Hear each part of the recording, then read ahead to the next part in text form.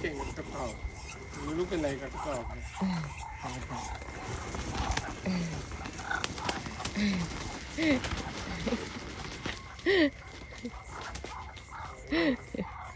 ยอดเลยวันนี้ นี่จะฆ่ากระสอบ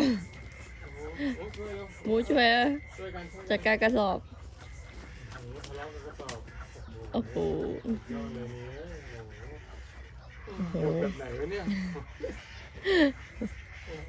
โหดมากเลยลูกพี่โหดกับกระสอบไอมูฟไปที่นี้ โอ้โหดูดิโอ้โหโชว์ความโหดโอ้โห ไอมูฟบอกนี่ยานี่ยา แข็งแกร่งจริง